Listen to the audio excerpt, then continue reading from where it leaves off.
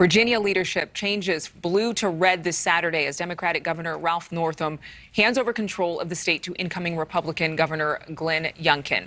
On Wednesday, Northam delivering his final State of the Commonwealth address, highlighting his work to combat the spread of COVID-19 and to advance representation among school curriculum. It also comes as Governor Northam declared a state of emergency in his last days in office, and he joins me right now to discuss those final hours. I'm sure, this has to be a bit surreal for you, Governor. Good morning.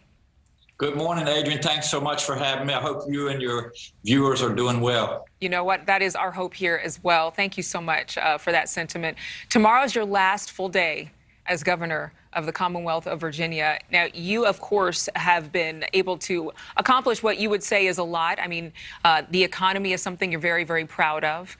You can't run again because of a state law there that bans governors from serving consecutive terms. You did endorse former Governor Terry McAuliffe, who obviously lost to Governor-elect now Glenn Youngkin.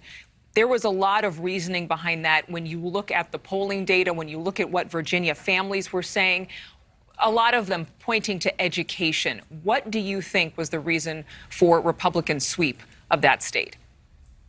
Well, Adrienne, I'm not a Monday morning quarterback, and I'm really proud of the record that we've had over the last 4 years. I think we're a more open, more inclusive Commonwealth. We embrace diversity, and that's so important for our business environment. And to be the #1 state in the country 3 years running, something that we can all be proud of, a record surplus of $2.6 billion.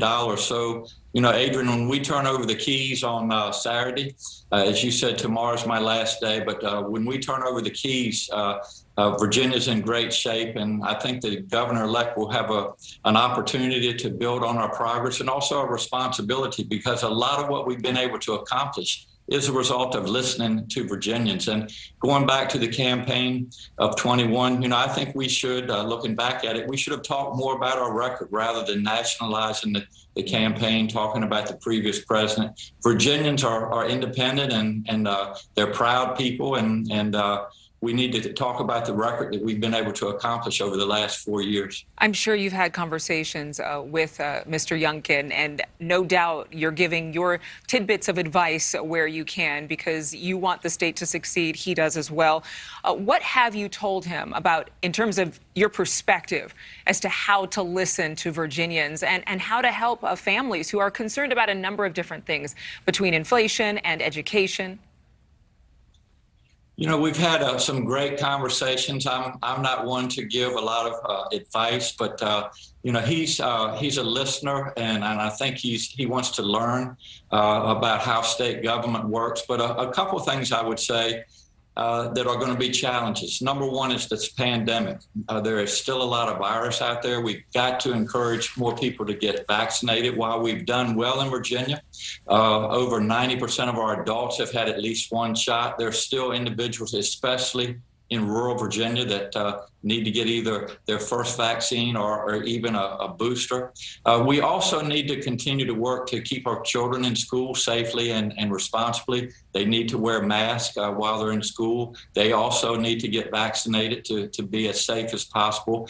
And then I think the most important thing for our economy is our workforce. We have a very talented workforce, and we need to continue to keep that pipeline open between our education system and the workforce, and to be an open and inclusive state, so important to businesses that want to grow and come to Virginia. It sounds like inclusivity is something that you would consider among one of the biggest accomplishments of your term, but I understand you're also a proponent of kindness. Can you talk about that?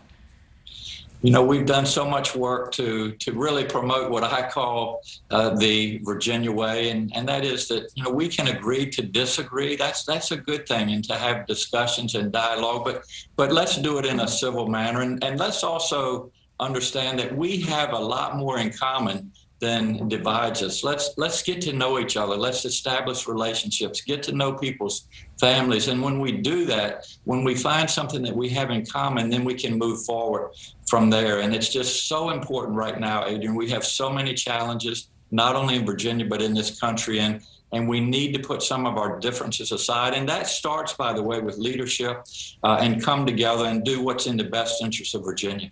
I know that you're getting back to your medical practice in this next chapter. Are you looking forward to that?